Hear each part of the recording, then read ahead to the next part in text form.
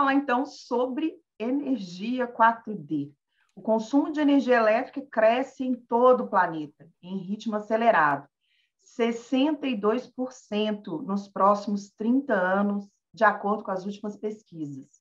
Existe uma urgência mundial de substituir combustíveis fósseis por fontes mais limpas e renováveis. A sensatez no consumo precisa ser prioridade de uma gestão energética inteligente. Os avanços tecnológicos recentes permitiram o desenvolvimento de projetos como o da energia 4D, descarbonizada, descentralizada, diversificada e digital.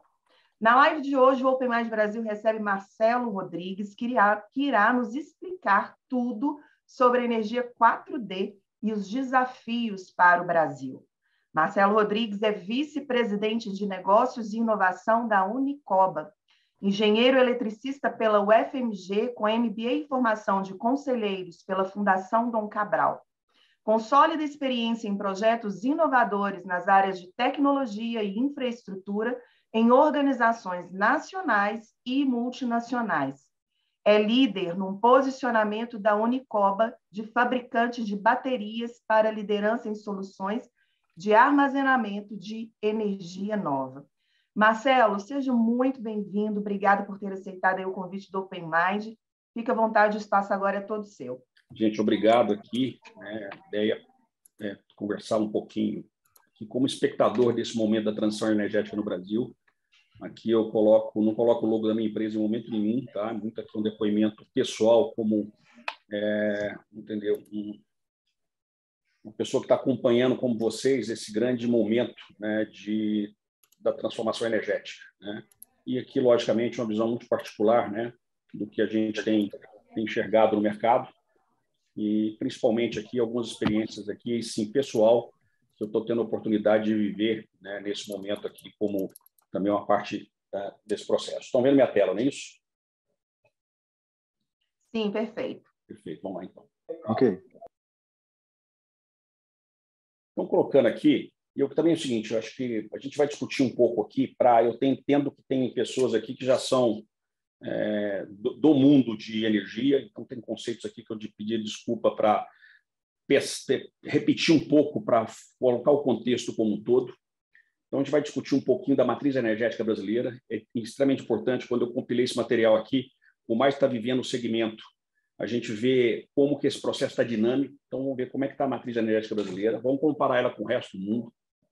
Vamos entender que o Brasil é um continente. A gente tem diferenças absurdas sobre a característica, tá certo, e a matriz energética de cada região do Brasil. Vamos contextualizar esse conceito 4D, que o mercado tem falado muito, não é um conceito meu ou da minha companhia, no fundo é um conceito muito forte de mercado, né? Vamos colocar esse ponto relevante como levantado, né, que o armazenamento é um fator transformador desse conceito de energia que a gente está vendo. Vou colocar aqui algumas realidades que eu tenho vivido na Amazônia, que a gente tem sido experimentos reais dessa questão do 4D, e vamos ver como é que esse processo acelera a questão desse desafio da matriz energética, quais são os aceleradores e oportunidades que podem se deslumbrar nesse horizonte, e discutir aí até essa ampliação que eu costumo dizer que tem um roadmap aí para energia 10D. Tá? A gente vai falar um pouquinho sobre essa energia 10D. Então, primeiro, para entender um pouquinho, né, esse comparativo, quando a gente fala de matriz energética, emissão de carbono, quando a gente olha para o Brasil, né, o Brasil é realmente um país abençoado. A gente tem uma matriz energética que 80,8% é de fontes renováveis. Muito porque foi feito num papel passado de uma aposta muito forte nas hidrelétricas. Acho que todos nós vivemos aí o conceito, né, da década de 70, governo militar, do que foi feito de hidrelétrica no Brasil. Realmente, a gente tirou uma vantagem super competitiva deste cenário. Para um cenário de 28,3% do mundo de fontes renováveis. Quer dizer, o processo de descarbonização passa por, realmente, o desafio de alguns países fazerem uma mudança radical da sua matriz energética. Falando que 36,5% ainda é carvão. Não se dizer o quanto que isso é poluente do ponto de vista de emissão de carbono. E o desafio, né, do Brasil é entender como é que a gente avança essa matriz energética e como é que a gente consegue capturar oportunidades em cima disso. E a gente vê duas fontes aí, que a gente vai discutir um pouquinho, que começam a ser extremamente relevantes, né? Que é a eólica, que já é a segunda matriz energética nossa, e solar. Não desprezando, tá certo, a biomassa, a gente vai falar um pouquinho disso, e gás natural. Ou seja, o Brasil tem uma matriz energética extremamente favorável dentro do conceito de descarbonização. E a gente depois vai entender quanto que isso tem valor, né, como país, e como entendendo que energia é um processo de transformação, eu uso energia para transformar, tá certo? Uma matéria-prima em produto, quanto que isso é efetivo acontece do ponto de vista de valor, tá certo, para a nossa economia. Outro ponto relevante eu estou discutindo aqui a matriz elétrica, ok? Eu não vou discutir aqui a questão da mobilidade elétrica, isso é um outro tema. Então, nós estamos falando sobre a geração de energia, sobre a sua matriz, sobre a ótica Brasil e mundo. Ok? Vamos contextualizar esse ponto também, que essa é a grande mudança que está acontecendo na indústria, tá certo? De energia. Se eu contextualizar, né, o modelo tradicional ele era baseado nesse contexto, tá certo? Eu tinha um papel de geração em regiões, às vezes, distantes do consumo. Eu tinha uma estrutura grande de transmissão dessa estrutura de energia, que se baixava do ponto de vista que a gente considera com a subestação para a distribuidora até chegar no consumo, né? Esse era o modelo tradicional, né? Geração, transmissão, distribuição. Toda a matriz energética brasileira foi criada sob esse conceito, onde que a gente tinha as suas grandes hidrelétricas em determinada região, as linhas de transmissão, até chegar, tá certo, na casa do consumidor. Claro, a gente tem que fazer o uso ainda dessa estrutura, tá certo, de energia, mas a coisa está mudando um pouco quando a gente começa a falar de geração distribuída. Começam a aparecer, tá certo, várias outras alternativas de geração, né, que começam, tá certo, a ser um ponto de novas fontes de energia para esse sistema. O Célio comentou aqui com o investidor de uma usina solar, certamente, né, Célio?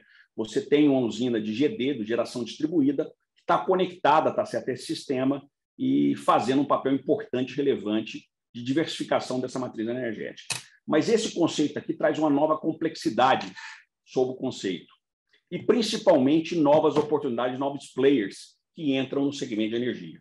Então, esse é um contexto que está sendo... Ou seja, o modelo tradicional não vai existir mais e a gente tem esse modelo aqui de vários geradores chegando com fontes diferentes. Okay? Aqui, para entender, e esse aqui é um contexto exatamente que eu coloco aquela questão da simetria do Brasil, né? Nós temos aqui o que a gente chama de sistemas interligados. Aquela questão do que as subestações, tá certo, todas as suas fontes de energia estão conectadas a um grande sistema orquestrado pela ONS, que gerencia, tá certo, essa geração, transmissão e distribuição de carga. Ou seja, se eu perder uma determinada fonte de energia, o sistema se equilibra com o objetivo de manter, tá certo, esse sistema em pleno funcionamento. A gente já acompanhou muito aqui, a gente fala do ponto de vista de blackout, lembra quando tinha blackout, tá certo? Esse sistema desestabilizava e sim, você tinha um grande problema. O que nós acreditamos que tivemos há pouco tempo na crise hídrica, a gente vai comentar um pouco disso, né? Foi um desafio de ameaça para esse sistema integrado. Então, esse sistema integrado ainda está baseado no conceito de geração, transmissão e distribuição, né? Grande parte desse processo, nós estamos falando aí de uma capacidade de 176 gigawatts de capacidade, ok? São mais de 161 mil quilômetros de linha de transmissão e atende 86 milhões de consumidores. Por outro lado, como o Brasil, eu tenho um desafio enorme. Eu tenho na Amazônia, não preciso dizer quanto que a Amazônia é intransponível sob sua dificuldade do ponto de vista de floresta, de eu levar o sistema interligado para a Amazônia. Eu não consigo chegar lá. Lá estão sistemas isolados. Eu normalmente instalo um gerador ou outra fonte de energia para atender uma determinada comunidade. Aquela estrutura é autônoma do ponto de geração e do próprio consumo. Ela não está ligada ao sistema, tá certo? Interligado. Então, nós estamos falando ali, não é muita coisa do ponto de vista de capacidade, se eu pensar como sistema como um todo, mas não precisa dizer a relevância que a Amazônia tem nesse conceito, né? Primeiro ponto que eu mostro, né? A gente vai mostrar um pouquinho. A gente vai ver o seguinte, Essa parte do sistema interligado, sim, está naqueles 80% de energia renovável. Okay? A gente vai provocar um pouco aqui. O que eu tenho na Amazônia, certamente é um dos sistemas mais sujos do mundo, porque grande parte é térmico. Olha que disparate do ponto de entender. Quer dizer, a grande parte da energia hoje da Amazônia não é renovável. E grande parte do nosso sistema, sim, que não consegue chegar naquele profundidade do ponto da Amazônia, tem um grande desafio. Então, eu começo a falar daquela questão da simetria, tá certo? Do desafio do Brasil. Né? Eu tenho um sistema interligado, que grande parte dela é renovável, e um sistema isolado tem um desafio grande do ponto de vista de atendimento, e a única forma, não tem nada errado, né? A única forma de se levar energia para aquelas grande região do Brasil ainda era gerador, né, a diesel. Né? Não preciso dizer quanto complexo é isso. E interessante o seguinte, o Brasil, a gente também pode dar, tá certo? Realmente um super reconhecimento pela robustez do sistema de energia, seja efetivamente no sistema interligado, seja no sistema isolado. Nós estamos falando de operações aí de 24/7, ou seja, 24 horas de manutenção de operação extremamente complexo. Tem desafios enormes aí do ponto de vista de país, mas tem que entender essa simetria, eu quero explorar um pouco ela aqui.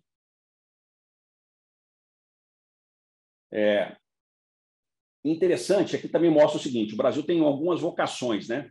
Quando eu tenho esse quadro aqui, a eólica, ou seja, a energia tocada a vento, né?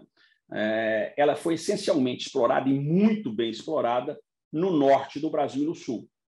Tem região aí que tem característica, efetivamente, tá certo? Que conseguiu capturar muito desse potencial eólico. E nós estamos falando já que eólico já é 10% da nossa matriz energética, no Rio Grande do Sul. E solar está concentrada no Nordeste, Minas como um grande estado produtor, né? Alguma coisa no Paraná, mas também, de novo, eu vejo a Amazônia completamente fora desse mapa, seja eólico, seja solar. Então, nós temos aí regiões com uma vocação para duas fontes extremamente importantes, que é eólica no Norte, Nordeste e Sul, e, basicamente, solar, Nordeste e Sudeste. E olha que coisa relevante, tá? O Nordeste já, 51% do consumo do Nordeste é feita por eólica. O Nordeste sempre foi um consumidor, ou seja, as linhas de transmissão que eram geradas no Sudeste com a estrutura das represas, tá certo? E a energia hidráulica, exportava para o Nordeste. O Nordeste exporta energia hoje. É um processo importante de reforço dessas linhas de transmissão, mas o Nordeste hoje já é uma energia realmente limpa e grande parte dela do ponto de eólico. Agora vamos explorar um pouquinho a evolução dessa questão do eólico. Tá? Então, lá, o eólico está 10,8 na nossa matriz. A gente vê a evolução, gente. Nós estamos falando que, basicamente, 10, 12 anos atrás, isso era nada. Olha o incremento, tá certo, que a eólica tem no Brasil. Já é 21 gigawatt. Temos um desafio eólico. Tá? O eólico só é possível economicamente em grande escala. Nós estamos vendo aí grandes investidores investindo em grandes plantas eólicas. Okay? Você tem, então, aí uma evolução, ou seja, uma tecnologia que não existia 10 anos atrás, começa a ter agora, tá certo, um papel de relevância absurda. E como colocado pelo colega, né, que eles falam, toda fonte renovável ela tem uma característica. Ela é intermitente, não venta todo o tempo. Não dá sol de noite. Então, as fontes renováveis têm um desafio da intermitência. A gente vai entender isso aqui. Tá? Então, eu posso tirar mais dessa capacidade da energia com, efetivamente, a gente pensar sobre a ótica de como é que eu vou diminuir essa intermitência. Mas olha o absurdo do ponto de vista do que cresceu a eólica no Brasil, essencialmente no Nordeste. Aqui eu só trouxe, né, para a gente entender. O Brasil, com esse mesmo crescimento, é o 6º player em eólica no mundo. Não precisa dizer quanto que a China está correndo e os Estados Unidos para descarbonizar a sua energia. Eles são o primeiro e segundo. Olha a situação da Alemanha, que está tendendo a ter menor dependência do gás. Né? Mas o Brasil é o 6º hoje produtor de energia eólica do mundo. E a gente tem potencial de ser, né, um 3º ou 4º. Okay? Nós já somos, o ano passado, 2021, que está aqui embaixo, nós já fomos o 3º em capacidade adicional. Em cima é a capacidade total. Ou seja, no ano de 2021, no meio de uma pandemia, nós fomos o país que mais colocou eólica. Okay? do ponto de vista de planta no mundo. Aqui é um absurdo do ponto de vista que a gente tem potencial. E nós estamos falando ainda de oportunidades que nós não exploramos ainda, que são offshore, ou seja, colocar isso em plataformas no mar. Okay? Aqui nós estamos falando essencialmente, basicamente, em parte terrestre no nordeste do Brasil, alguma coisa no sul. Então, o potencial que esse país tem. Vamos falar sobre a eólica, desculpa, a solar. A solar é isso também, sim. Há 5 anos atrás, isso era nada. Há 5 anos atrás, a solar, né, era uma representante super pequena. Ela já é 8,1%, tá certo? Da nossa matriz. E tem 2 desafios. Tem o que o Célio tem como investidor, já dele investiu numa usina solar, tem o que o usuário está colocando na casa dela, que a gente chama de prosumer. Ele é um consumidor da energia tradicional e um produtor, tá certo, de energia solar. Então, e o mais interessante, né? Até junho de 2022, tá? A gente deve dobrar esse ano as plantas solares, a capacidade solar, do que foi 2021. Ou seja, a energia está crescendo absurdamente, o consumo só vai crescer, e é uma grande alternativa, é exatamente esse ramp-up, ou seja, esse crescimento da estrutura de solar. E a gente vê que a solar tem uma característica diferente. Ela é uma das poucas fontes de energia que ela é escalável. O que eu quero dizer isso? Né? Eu não consigo fazer pequenas usinas, até tem PCH, tá certo? Mas economicamente isso é possível ter grandes usinas hidrelétricas, economicamente. Do ponto de vista eólica, também grandes usinas eólicas. Solar eu consigo ter escalabilidade. Eu posso colocar uma produção pequena ou uma grande usina, quer dizer, ela tem elasticidade. Ok? Então, ou seja, o solar está crescendo absurdamente. Né? De novo, nós somos um país tropical, sol aqui não é o problema, vento não é problema, que a gente tem uma matriz limpa que era da hidráulica e só tem uma vocação aqui para ter isso de uma maneira super diferenciada. E, por outro lado, em solar eu sou 13º no mundo. Ou seja, aqui tem um potencial absurdo. Aquela curva de crescimento que aconteceu com a eólica vai acontecer com o solar. A gente tem o potencial também de ser o 3º e 4º. Olha ali a Alemanha, tá? Em 4º lugar. Ou seja, o potencial de crescimento da solar, por mais que já está bombando, tá? É absurdo. De novo, nós estamos colocando esse ano quase que o dobro do que foi colocado até agora em 2021. Ou seja, um processo de aceleração absurdo. Né? Um outro ponto importante também, como um parênteses aqui, ou seja, a solar tem uma capacidade de geração de emprego absurda. Ok?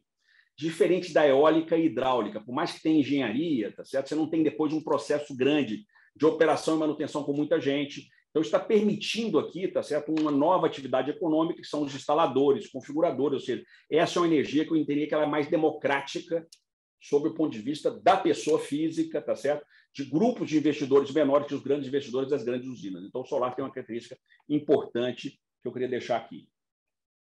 E aqui mostra um pouco disso. Tá? Por que isso acelerou?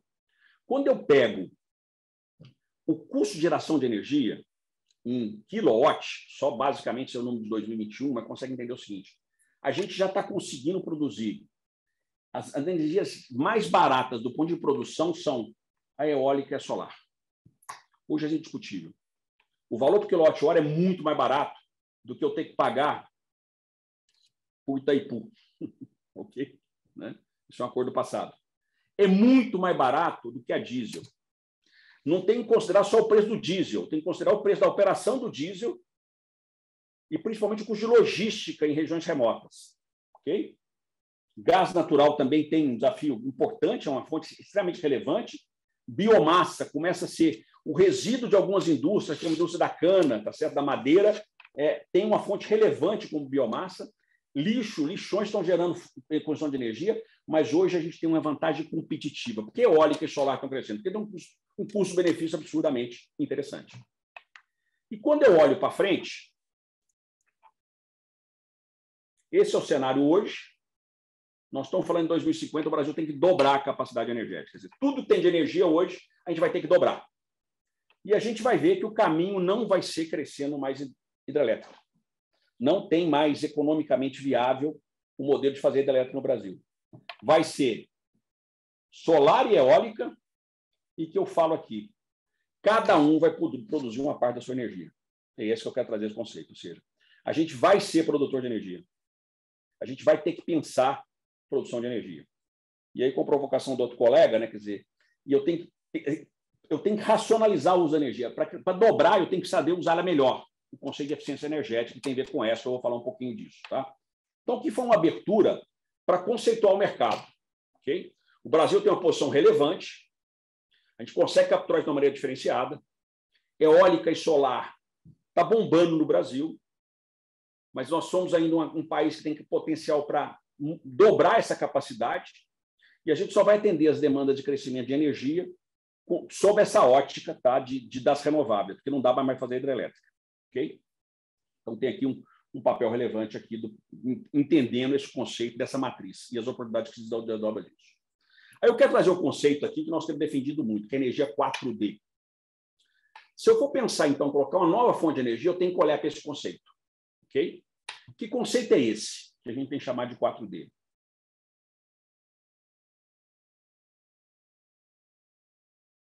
Primeiro se eu pensar uma fonte de energia, ela tem que ser descarbonizada, essencialmente. Não faz sentido agora eu pensar em queimar carvão e diesel. Eu tenho que pensar uma nova fonte de energia descarbonizada. Não preciso dizer o que está acontecendo no mundo, em mudança climática, independente da ideologia política, mas não faz sentido eu não pensar na fonte renovável. A fonte renovável, de novo, ela tem essa questão de intermitência. Não venta todo dia, tá certo, em todo horário, não, né?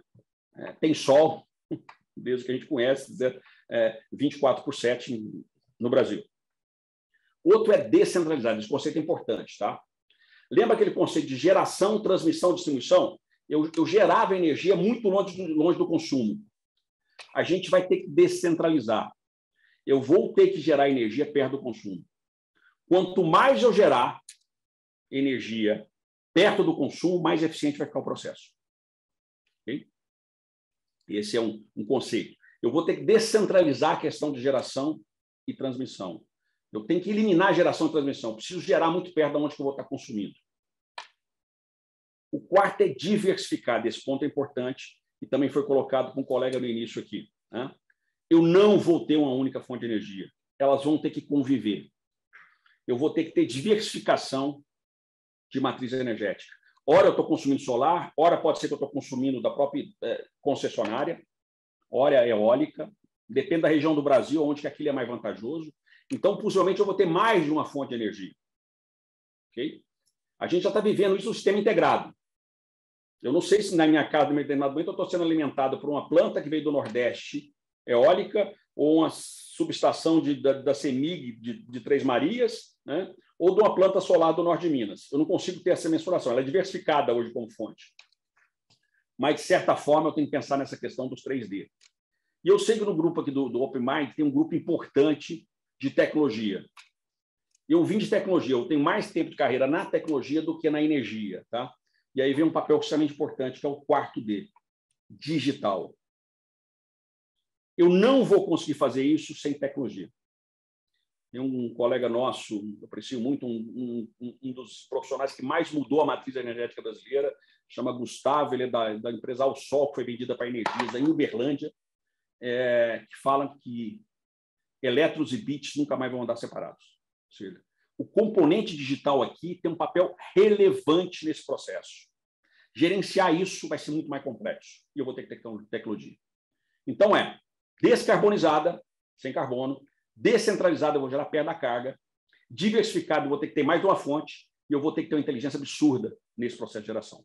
Porque hora eu estou gerando, hora eu estou consumindo e hora eu estou fazendo os dois de uma maneira diferente, de fontes diferentes. Essa é a complexidade do sistema. E isso que está fazendo a disruptura toda do mercado sobre o conceito de transformação energética. Tá? Vou passar aqui. Bom, quando eu falo de intermitência, eu falo que eu não consigo gerar a todo momento. Okay? Tem momentos que é bom para gerar e a energia é uma coisa... se eu gerar, eu tenho que consumir na mesma hora, eu não sei que eu armazeno. Aí eu quero deixar uma frase aqui de impacto, que eu escutei uma vez, eu tenho que falar o seguinte: armazenamento vai mudar a estrutura de energia, ou seja, baterias ou estrutura de armazenamento estão para a indústria de energia como o telefone móvel teve em telecom. Ele vai mudar o jogo. Armazenamento muda o jogo completamente. Eu não consigo fazer energia 4D se eu não pensar na estratégia de armazenamento. E vamos pensar, Gente, a energia sempre viveu colada em armazenamento. A represa da hidrelétrica é armazenamento, vocês concordam comigo? Eu estou armazenando energia, tá certo? Do ponto de vista de água, para quando eu tiver melhor horário para produzir. O que nós tivemos não foi um problema, a crise hídrica não foi problema de geração, foi problema de armazenamento.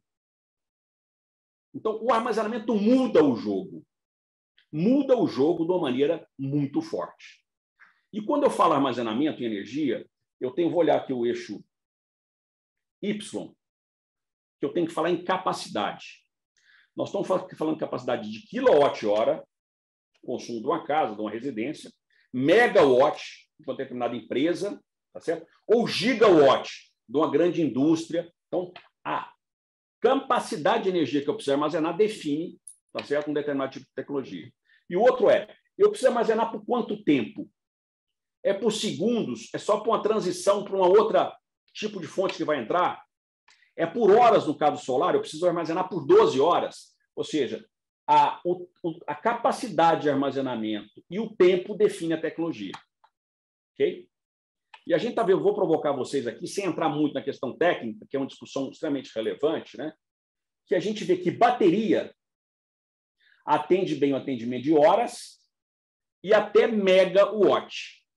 Para gigawatt, o jogo é diferente. Para grandes capacidades, o jogo é diferente.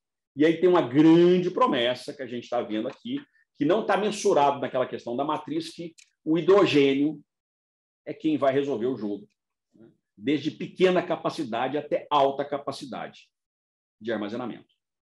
Lógico, tem muito de especulação, tá certo? Mas o que a gente está vendo o que está na mão hoje, armazenamento de bateria. Tem um movimento forte de hidrogênio, mas bateria começa a ser um papel extremamente relevante desse novo conceito da 4D.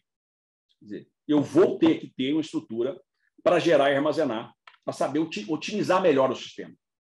O sistema integrado só funciona porque ele tem uma estrutura de armazenamento, que é as hidrelétricas, que harmoniza bem isso. E hoje é um grande problema para o sistema integrado, porque a capacidade de geração de eólica e solar ela é indefinida. Tem hora que ela gera, tem hora que não. Administrar o sistema aí tem sido um desafio grande para o ONS, né? Então, tem aqui um processo de entender o hidrogênio com a promessa, mas o que é possível de baterias hoje. Okay? Primeira questão de bateria. Quando eu falo tecnologia de bateria, a gente está muito acostumado com bateria de chumbo. Não vou entrar no detalhe aqui, mas todo mundo entende que a alternativa viável para armazenar capacidade hoje e fazer o que a gente chama de vários ciclos. Quando eu falo de uma coisa é você ter uma bateria de backup que você eventualmente usa. Ok? Outra é ter uma bateria que ela tem que, a gente chama de ciclar, ela tem que carregar e descarregar todo dia. Essa é um problema da bateria para solar. Eu tenho que fazer carga e descarga todo dia. Quanto tempo essa bateria vive? Né? Então, a tecnologia que está mais viável economicamente para suportar armazenamento de fontes intermitentes é o lítio. E essa aqui é a queda que o lítio aconteceu, né, sobre a ótica de praticamente 11 anos. Ou seja, o lítio tem caído muito de preço e começa a ser viável o armazenamento sobre estrutura de baterias de lítio. Então, a bateria de lítio hoje já é uma oferta comercial possível para algumas aplicações como alternativa de armazenamento. Okay? Então, a gente está discutindo aqui, de novo, em kilowatt, em baixa tensão e em média tensão. Em gigawatt, tem um desafio grande. E tem a grande promessa do hidrogênio, que é absolutamente disruptivo. Tá? Tem um desafio. Produzir hidrogênio verde, que tem vários tipos de hidrogênio, mas o hidrogênio verde ele vai de um conceito chamado eletrólise. Eu gasto energia para pegar água e separar hidrogênio de oxigênio. Hoje, para me gerar 0,8 kWh de hidrogênio, eu gasto 1 kWh. Okay? Então, tem um processo de eficiência desse processo, que a única forma de tentar fazer verde eu preciso de energia limpa para gerar hidrogênio. E o Brasil, de novo, tem um diferencial competitivo absurdo, né? Como a energia mais barata para fazer isso hoje é eólica, ela está no nordeste do Brasil, começa a se posicionar fortemente de possíveis usinas de hidrogênio no nordeste brasileiro. Um investimento anunciado aí de bilhões, tá? Da primeira grande usina de hidrogênio verde no Ceará. Então, o hidrogênio é uma promessa, está todo mundo correndo atrás do hidrogênio, liderado pela Alemanha, mas começa a ser uma alternativa também factível sob a ótica, tá certo, de armazenamento. Né? Então, eu não falo de 4D se não tiver armazenamento, duas coisas viáveis, uma é bateria, e começa a ter uma promessa muito forte, tá certo, de hidrogênio. Bom, colocando isso, vamos ver agora do ponto de vista seguinte. Aí é uma experiência prática meu. Deu um cenário de mercado que nós estamos acreditando, né? Que nós temos feito aqui, eu tenho feito pessoalmente isso. É muito mais fácil eu testar o conceito de energia 4D de verdade, onde não tem energia. Concorda comigo? Onde não tem energia será uma prova prática se esse negócio funciona ou não. E a gente tem feito isso na Amazônia. Primeiro a Amazônia tem praticamente 900 mil pessoas que não têm nenhum acesso à luz, nenhum tipo de energia. Ok? E, de novo, a Amazônia está deslocada, né? Porque o Nordeste tem a eólica, o Sudeste tem hidrelétrica, tem solar, tá certo? O Nordeste tem solar. A Amazônia tem o quê? Térmica. Ou máximo gerador de diesel tocando esses negócios. Ok? E aquilo que eu falava, né? A matriz energética da Amazônia, 80% não é limpa. Então, o primeiro desafio que a gente tem eu quero testar meu conceito 4D e eu quero nesse quanto vale a Amazônia. Quanto vale a Amazônia descarbonizada? Ok? Então, tem uma experiência nossa rica aqui que eu quero dividir com vocês, aí muito prático do que nós temos feito da questão do conceito de energia 4D. Primeiro é provar que a Amazônia, sim, tem um potencial solar absurdo, tem mais potencial que a Alemanha, né? Esse é o potencial, tá certo, da Amazônia sobre a questão solar. A Alemanha, que é o terceiro em solar do mundo, né? Está bem abaixo da gente. Quer dizer, é questão de querer, é vontade política. Né? É vontade de quebrar o jogo, tá certo, do ponto de vista de queimar diesel na Amazônia. Nós temos feito alguns projetos que a gente chama aqui de ressignificar, tá certo? Que é colocar placa fotovoltaica, solar, bateria e inversor para atender pequenas casas em onde não tem como chegar de outra forma de energia, ao não ser gerador. Tá? Então, esse é um desafio seguinte. Quem tem que fazer isso é a distribuidora. A distribuidora tem um papel como outorga, certo, do ponto de vista da concessão, de universalização do sistema de energia. Eu fui da época que meus pais eram no interior, que chamava eletrificação rural. Você levava energia na roça, vamos pensar assim. Né? Só que na roça, na Amazônia, não dá para chegar fio. Então, nós temos levado a estrutura.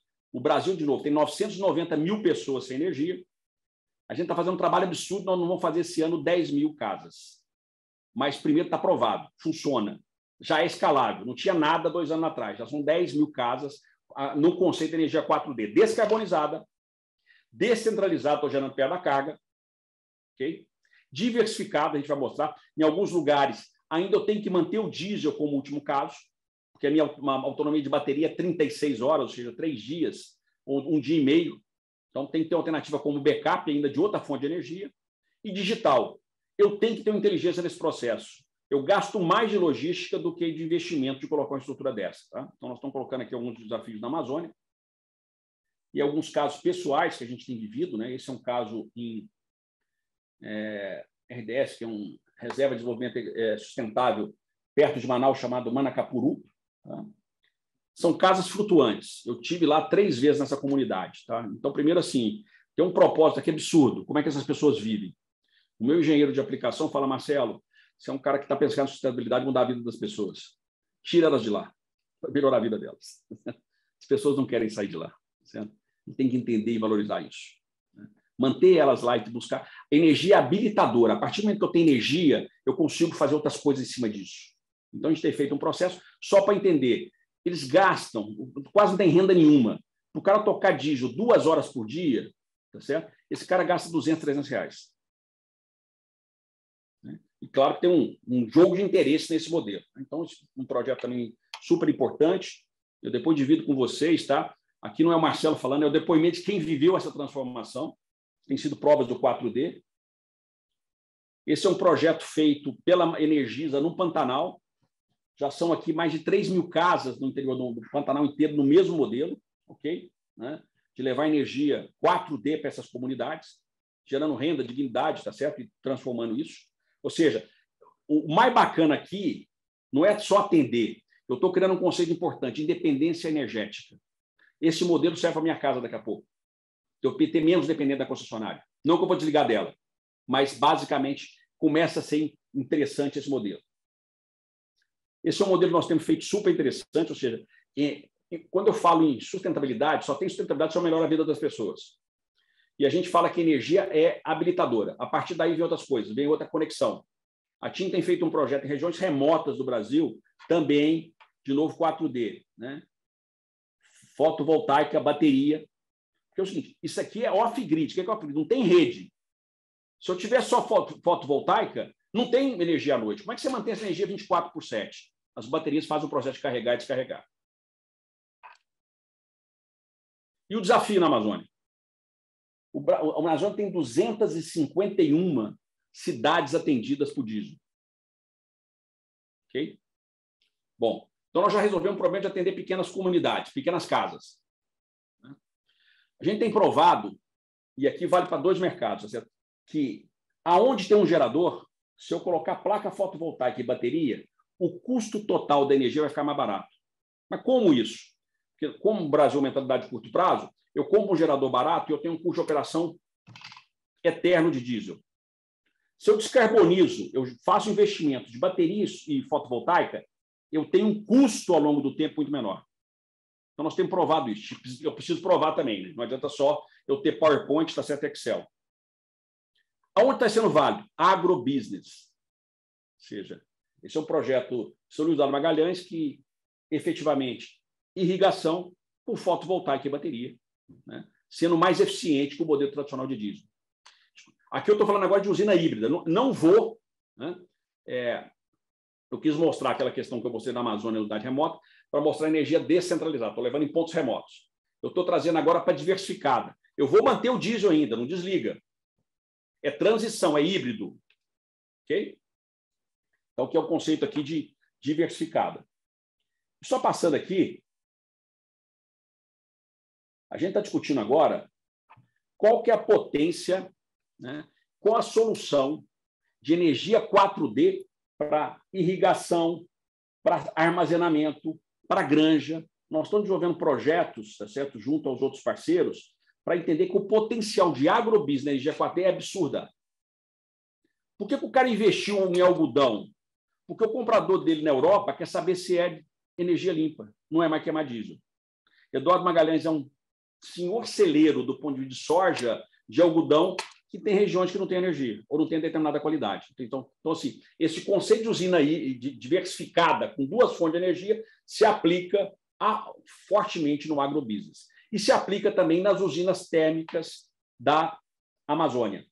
E esse aqui é um exemplo também que eu tive condição também de participar e trabalhar junto com a Energisa, e chama Vila Restauração. Tem um documentário maravilhoso na internet, feito pela Energisa, para até da Energisa, a gente participou, chama Comunidade Extrativista do Juruá, né?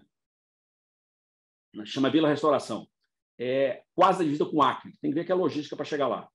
É uma comunidade, nós montamos uma usina solar, de novo, descarbonizada, descentralizada, estou gerando perto da carga.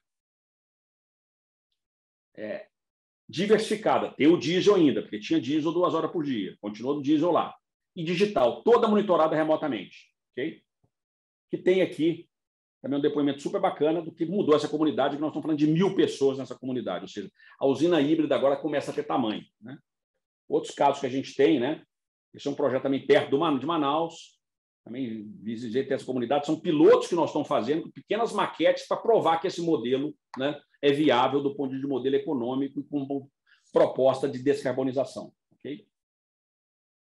Bom, e aqui para provar o seguinte, então eu tentei mostrar para vocês o descentralizada, o diversificada, ok? O descentralizada, descarbonizada, e agora o digital. Como é que a gente faz para monitorar isso tudo remotamente? O que está acontecendo no mercado de energia? Vem o conceito digital. Então, um colega comentou também, esqueci o nome para falar um pouquinho, das Energy Tech. Milhões de empresas de tecnologia que estão virando, tá certo, para o modelo de energia. Gerenciar isso aqui agora é um outro desafio. A gente gerenciava grandes sistemas. Eu tenho que gerenciar pequenos sistemas escaláveis. Então, começa a sair empresas, está certo, do ponto de vista de energia. Quando eu falo dessa vila restauração aqui, ou essa vila do inglês, tem um desafio. De novo, tem um conceito de eficiência energética. O que acontece com a comunidade dessa? Eu ponho energia, onde não tem luz, isso aqui a metade da população quer mudar para cá. Como é que eu gerencio carga? Isso aqui não tem energia infinita. Eu preciso fazer esse desafio de eficiência energética, saber usar muito bem essa energia. Então, isso é tecnologia, monitoração, utilização bem desse recurso. Se um determinado usuário ofender o sistema, como é que eu tiro ele da rede ou tarifo de uma maneira diferente? Então, tem sido aprendizados muito importantes, feitos junto com startups, tá? Para esse processo. Então, tem aqui um desafio, quer dizer, o pilar digital é o pilar de grande desafio de ruptura desse sistema, né? Não é mais só técnico hardware, como é que eu tenho inteligência nesse processo? E a gente tem feito, ele fala assim, esse processo não é só da minha empresa, a gente tem feito um processo de entender que essa mudança de matriz energética e 4D, ele é muito mais ambicioso, a mudança no ecossistema como um todo. Okay? Então, a gente também tem feito iniciativas junto a outros parceiros, como a Centro, Stellantis, CEMIG Sim, Energisa, discutindo exatamente um hub de inovação de energia limpa. Ou seja, como é que a gente vai pensar esse processo, investir em startup de maneira conjunta para acelerar o processo de mudança dessa matriz energética. Tá? Então, tem um conceito aí de dizer, é meio um processo de, gente, o desafio é de todo mundo. Né? E quanto mais, eu falo, tiver isso perto do usuário, tem um desafio, exatamente um benefício que é perto da gente. Certamente, alguns já têm experiência de ter solar em casa, mas, de novo, se de noite a luz cair, muda o jogo. Como é que eu consigo entender isso? Né? Como é que isso faz sentido do ponto de 4D? E eu tenho a provocação aqui, só para deixar, né? O meu roadmap é 10D, tá? Não vou falar todos. Tentei defrisar aqui os 4. Outra é, daqui a pouco ela vai ser desmonetizada, ela vai ser viável com crédito de carbono, tá certo? Ela tem que ser simplificada, tem que ser um kit que eu compro no Leroy Merlin e instalo em casa. Então, tem um desafio enorme aí que a gente tem se proposto do ponto de vista dessa energia 10D. Então, muito aí do conceito aí que eu tentei passar para vocês, do ponto de vista do que eu acredito, do ponto de vista do que é a matriz energética, a mudança que ela tem, o que a gente entende de 4D, qual experimento prático a gente está fazendo nesse momento na Amazônia, mas tem servido muito praticamente para negócios como agrobusiness e clientes residenciais, e o desafio que a gente tem como indústria como um todo desse processo de transição. Tá? Então, era um pouco disso aí para tentar ser efetivo no tempo. Né? Lógico, aqui é muito um highline, né? Depois a gente pode dividir esse material com vocês, grande parte do material aqui é informação pública. Tá? Então, basicamente, tem que compilar, por mais que a gente é do segmento, mas a gente vê que esse mercado está num processo de transição e deixar essas mensagens. Né? Quer dizer, o que é 4D? Vamos falar mais disso junto. Quem sabe caminhamos junto para o 10D. O Brasil tem um papel importantíssimo dentro desse cenário. O digital tem um componente absurdamente transformador, disruptivo dessa indústria. E, definitivamente, né, é um segmento que a gente vai ter que repensar de uma maneira muito forte. Né? Então, um pouco dessas mensagens que eu queria deixar para vocês aqui e abrir para perguntas aí. Não sei, Luciana, se está ok, estamos dentro do prazo, tá bom? Maravilha, Marcelo. Sintam-se à vontade, quem quiser fazer perguntas, só levantar o ícone aí da mãozinha, a gente já chama. E enquanto o pessoal vai preparando aí as questões, Marcelo, eu queria te perguntar, você falou muito sobre a questão da tecnologia, qual que é a dependência dessa tecnologia com relação à China? Existe uma dependência aí? Como é que é isso? Bem colocado, tá? Eu falo assim, hoje o grande desafio nosso não é do Brasil, do mundo, né? Como que a gente fica emenda dependendo da China? Então, ou seja, grande parte das placas solares vem da China hoje, desafio enorme da gente tentar mudar esse cenário. Né? Então, como é que a gente vai conseguir fazer isso? A gente está no negócio de bateria, a gente fabrica bateria no Brasil, mas as células vêm da China, a gente faz uma parte de eletrônica aqui, mas tem dependência enorme. Né? O Brasil já começa a produzir lítio, como é que nós temos tecnologia nacional para gerar, tá certo? Efetivamente, as células no Brasil, e outra tecnologia como o nióbio, o grafeno, que tem sido com promessa. A eólica tem um papel importantíssimo já no Brasil, e a gente vem com a VEG já produzindo, isso é um prêmio importante da questão da eólica. Né? Mas sim, Luciano, nós temos uma dependência grande, e quando eu falo do 4D para colocar em pé, o nosso desafio é realmente, tá certo? Começar a pensar numa indústria e, de novo, né? Tecnologia. Né? Como é que tecnologia? E acho que o Brasil tem uma oportunidade bacana de ser um player importante no hidrogênio. Tá? a gente pode ser um player importante na questão do hidrogênio. Tem muito de especulação, mas muita coisa começa a acontecer aqui. Tá? Ótimo. Estamos com 3 mãos levantadas aqui na ordem. Rogério Garrubo, à vontade, faça a sua pergunta.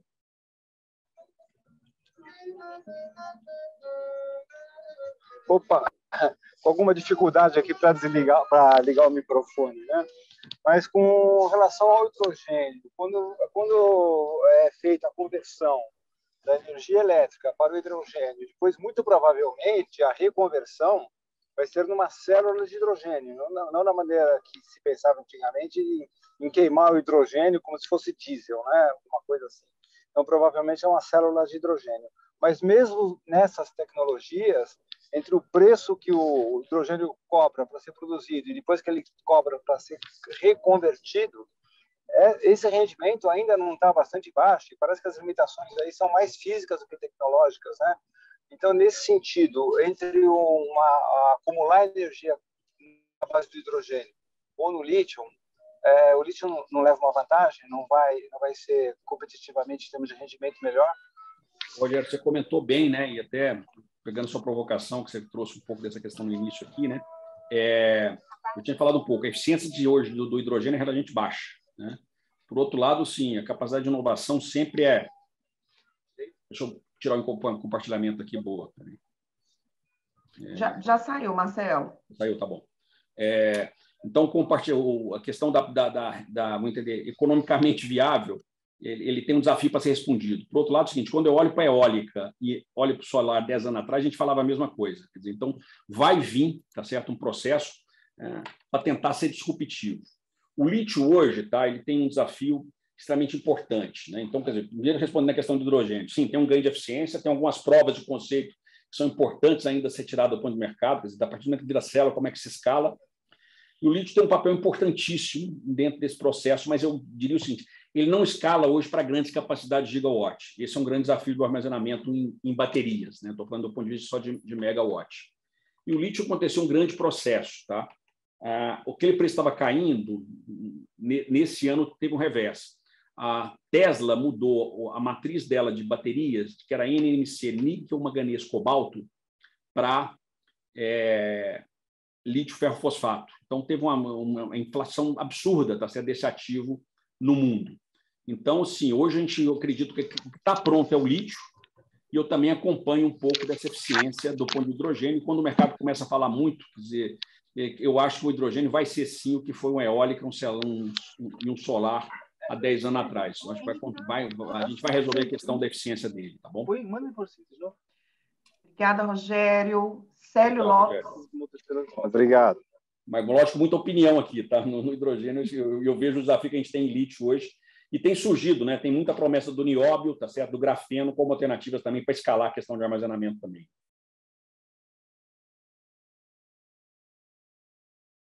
Célio, pode fazer sua pergunta.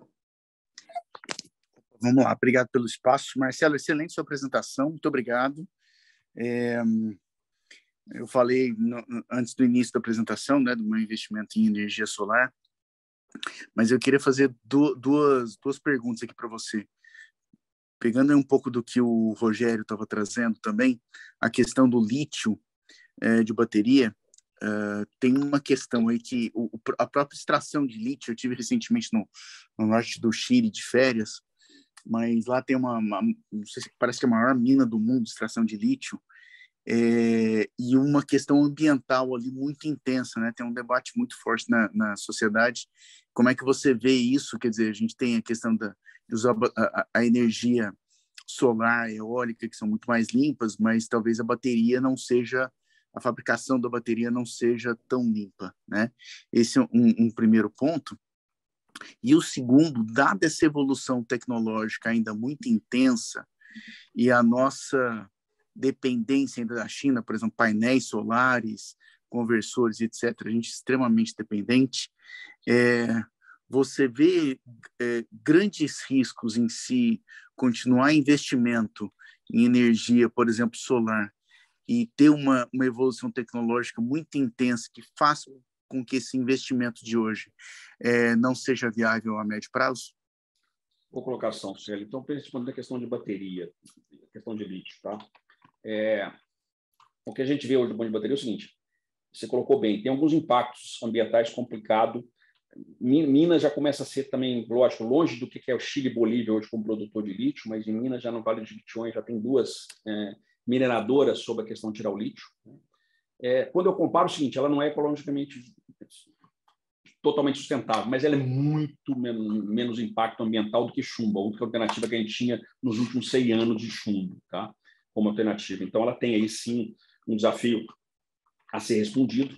Outro, você colocou bem, se continuar esse tipo de tendência, o mundo não vai conseguir ser abastecido, tá certo, de lítio. Então, vai ter uma falta de lítio no mundo. Então, começam a se falar, tá certo, que a gente chama de baterias de segunda vida, second life.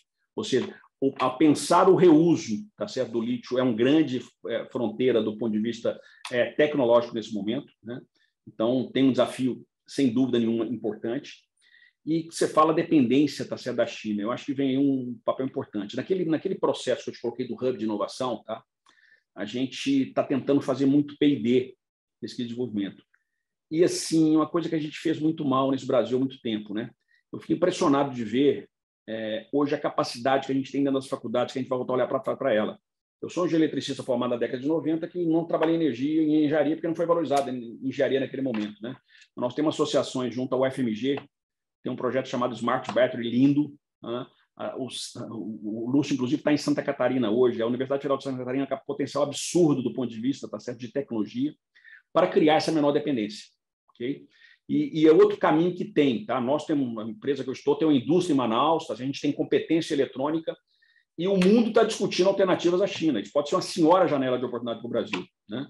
Tanto do P&D, de projetos que a gente pode ter numa capacidade de uma engenharia mais forte, como revitalizar, tá certo, indústrias que o Brasil pode ser um potencial, nós saindo do eixo China e não ter um país tão com risco, tá certo, do ponto de guerra, de outros cenários. Né? E, de novo, com energia limpa. Né? Então, o Brasil podia capturar, tá certo, uma oportunidade única para diminuir a dependência da China, até com o ponto de vista de investimentos que podem chegar aqui de outra forma. Né? Não sei se eu consegui cumprir aí todas as suas dúvidas. Sabe? Logicamente, aqui, né, muito um depoimento pessoal aqui do que eu tenho visto, né? Mas sim tem um desafio da gente transformar essas questões de armazenamento mais limpa cada vez, mas ela é melhor do que o passado, e, por outro lado, como é que a gente pode valorizar de novo essa oportunidade de o mundo buscar alternativas à China, e a gente está bem posicionado nesse momento. Né? Obrigada, Célio. Anderson Assunção, à vontade. Marcelo, excelente apresentação, Marcelo. Muito obrigado por compartilhar aí. E minha pergunta é na linha do Célio. Na verdade, ele antecipou o que eu ia perguntar sobre baterias, né? Mas eu ia pedir para você expandir um pouco mais sobre o que você tem visto dentro do ciclo de vida da bateria, né? Acho que até muito mais olhando para baterias veiculares aí, que é um volume muito maior.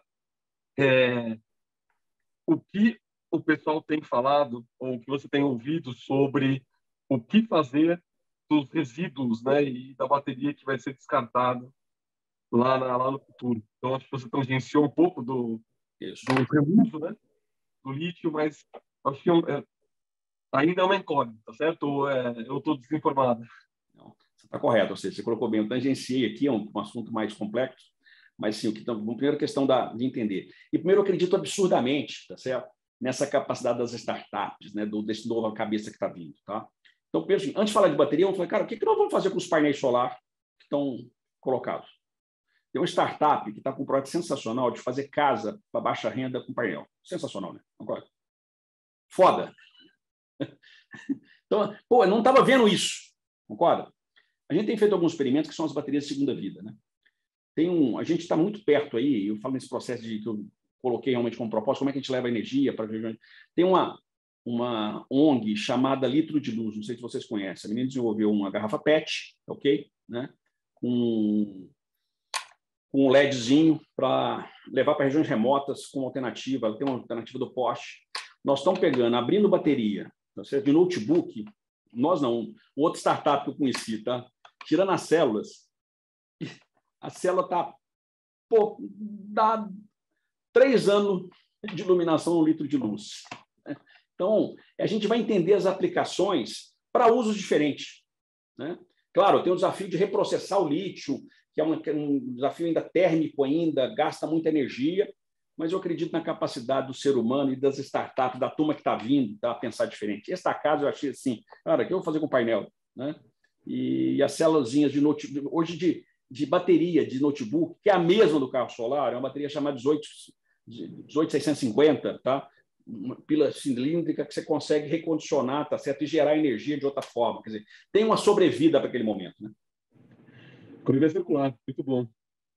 Obrigado. Mas é o que eu coloco. O desafio é nosso resolvendo, né? Por isso que eu acredito muito nessa capacidade de rede, né? Quer dizer, como é que a gente se conecta e tenta buscar os desafios de maneira conjunta, né? E vamos falar de economia circular na Absurdamente. De sexta-feira, meio-dia. Muito e só colocando um ponto aqui que eu vi, não trouxe aqui porque eu achei que ficava no caminho, leia uma pesquisa que saiu do Mercado Livre sobre o perfil de consumo, tá bom? As pessoas estão querendo comprar o que é sustentável. Elas estão validando isso do ponto de compra. Sabe o item mais procurado no Mercado Livre? Bicicleta. Né? Então, é doido de entender que está tendo uma mudança de mentalidade. Isso gera outra forma de pensar, né? Que vai na linha da economia circular. Esse ativo meu serve para quê? Né? Como é que a gente consegue entender esse olhar aí do ponto de vista de inovação de uma maneira constante? Né? Obrigada, Anderson. Rost Miller, fique à vontade para a sua pergunta. Obrigado. Excelente o material, a sua apresentação, adorei. E minha pergunta aqui era bem relativa ao que o Andy falou sobre a segunda vida das baterias. Se você tem notícia de alguma iniciativa sobre aproveitamento das baterias veiculares, se já existem startups nesse sentido, porque daqui a pouco está aumentando tão rapidamente a venda de veículos híbridos e elétricos que vai começar a ter o descarte das baterias. Está logo aí, né? É amanhã. Bem colocado, isso. Fala assim, eu tenho acompanhado esse mercado como curioso, tá? Estou acompanhando uma startup que eu estou vendo ela de lado aqui e entendendo assim, lá fora tem muita coisa já, ok? Primeiro, claro, que o carro elétrico está muito mais na frente. Os primeiros experimentos nossos aqui foi do Prius. Okay? A gente estava vendo os Prius rodando aí, eu tive um bate-papo com a Toyota, e lá é uma tecnologia um pouco diferente, e é interessante que o processo lá de... Primeiro, eu acredito que a transição é híbrida. O Prius me dá essa questão seguinte, não vou 100% para elétrico, e a sobrevida do Prius tem surpreendido até a própria Toyota. Ok? E colocando essa questão do ponto de vista, eu depois te mando o material também, se me procurar aqui, no Brasil tiraram as primeiras baterias de um Tesla. Não sei como é que eles conseguiram fazer isso aqui, tá? Mas lá fora está fazendo intencionalmente isso. Como que eu tento buscar outras aplicações que essas baterias tenham um uso interessante? E eu vou colocar o que eu estou curioso agora, tá?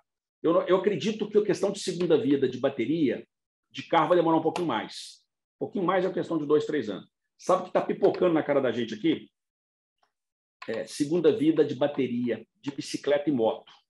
Bicicleta e moto vai bombar no Brasil. Estou acompanhando já essa indústria de perto. Tá? E já está voltando as primeiras baterias. E essa bateria de moto é exatamente a 18650 que eu estou fazendo esse processo de apoiar litro de luz nesse processo de ter um outro ciclo de vida. E tem muita eletricista fazendo fotovoltaica em casa. Né? Depois também posso dividir com vocês esse material, ainda muito amador, mas vem a indústria aí. O desafio hoje é tá? É como é que eu consigo fazer em escala testar células boas e ruins. Eu tenho um aproveitamento de quase 40% quando volta, porque quando uma célula está ruim na bateria, normalmente a bateria toda cai de vida. Então, o processo em escala de fazer o teste. Esse é um desafio tecnológico. Eu tenho certeza que em alguma universidade vai resolver isso rápido, ok? Para tentar usar essas células para um segundo tipo de aplicação. E o que vai acontecer rápido vai ser um negócio de moto. Moto e bicicleta está bombando. Vai vir muito, muito forte aí. Obrigada, Rossi. Estou com uma pergunta no chat aqui agora, para finalizar, né, essa sessão aqui das perguntas, que é do Milton Heitor. Se o Milton quiser abrir o microfone também, fica à vontade, Milton, para fazer direto a sua pergunta. Boa noite. Boa noite. A questão do hidrogênio que você comentou, qual a perspectiva da utilização da energia? Qual a forma seria? Tá. Bem colocado, Milton. De novo, assim, o que está sendo fazendo é o seguinte, aquela questão como colocado pelo colega, tá certo? Quer dizer, gerar, tá certo, a questão do hidrogênio e transformar ele em célula para ser consumido. O automotivo, a Toyota está apostando fortemente nessa tendência, tá? Não tem nada prático, mas começa a acontecer efetivamente. Mas nesse momento o seguinte, que é o desenho, pelo menos que eu escutei, tá? dessa usina no Ceará. Você vai gerar ela, ok? Nós vamos fazer um processo de acondicionamento, tá certo? Muito em alto volume, para tocar, tá certo? Um determinado tipo de indústria, e eu não preciso transformar em pastilha, tá certo? Eu consigo fazer o processo de meio que queima dele para alguns tipos de indústria, tá? E aonde que a petroquímica pode ser, tá certo? O primeiro usuário desse tipo de benefício, né? Da questão do hidrogênio. Então, tem um desafio ainda tecnológico, como colocado para o colega aqui, do ponto de custo, mas eu acho que assim, a questão de produzir em alta capacidade, tá certo? E colocar isso para, não em escala pulverizado, mas para grandes consumidores de energia, isso vai começar a acontecer e acompanho um pouquinho, também estou acompanhando a expectativa desse anúncio no Ceará, tá bom? Estão falando até exportar para a Alemanha também, logicamente aí tem um processo de, né, é como se fosse um gás, você tentar fazer esse processo de, sob alta pressão, processo de consumo e transporte. Obrigado. Obrigada, Milton. Bom, pessoal, chegamos então ao fim de mais uma live. Quero agradecer aqui Marcelo Rodrigues por ter preparado todo esse material e compartilhado esse conhecimento com toda a nossa rede. E passo a palavra para você agora para as considerações finais. Bacana, gente. Obrigado pela oportunidade, né? Que eu falo aqui é muito mais um compilado, tá certo? Uma leitura como, né, também espectador dessa mudança, né? Eu tenho fazido essa questão do 4D muito forte. Tem sido um prazer pessoal meu ver isso acontecer onde não tem energia, que não tinha outra alternativa que é na Amazônia, né? Tem feito isso muito bacana. Queria convidar vocês, né? Eu estou publicando semanalmente, tá certo, um post chamando Energia Sem Fronteira, um projeto que, independente de empresa, né? A gente quer levar um pouco dessa questão do conceito da energia limpa, tá certo, em outros lugares do ponto de vista do Brasil, né? Então, amanhã tem um post meu para vocês acompanharem lá. E o desafio é esse, é um desafio muito grande, tá certo? Cada um vai ter que fazer a sua parte, né? Então, dividir com vocês, o material está disponível, tá? A gente adora falar desse tema, tem outros colegas, tem um grupo de trabalho meu comigo aqui e outro grupo que a gente tem feito nesse hub verde, né? Sensacional, aberto aí para também contribuição de vocês, né? E cada experiência, que eu falo assim, muito mais de falar energia, vou entender a aplicação, né? Como é que eu posso pensar essa aplicação? E tem muito aí da questão do... Vocês conseguiram, a provocação aqui foi muito bacana, né? De resolver a questão do armazenamento agora e como é que eu faço a segunda vida disso? Que aplicações vão ser possíveis, né? Se viabilizar dessa forma, né? Super obrigado aí pela oportunidade do OpenMind, do Lúcio aí, do time do OpenMind, Luciana, tá certo? Priscila e Cristiano. E estou à disposição aí, tá certo? A gente manter essa conexão super bacana aqui. Tem sido um ambiente muito rico aqui, sempre de aprendizado, né? Muito de troca de experiência, tá bom, gente? Obrigado. Obrigada, excelente noite a todos. Até a próxima.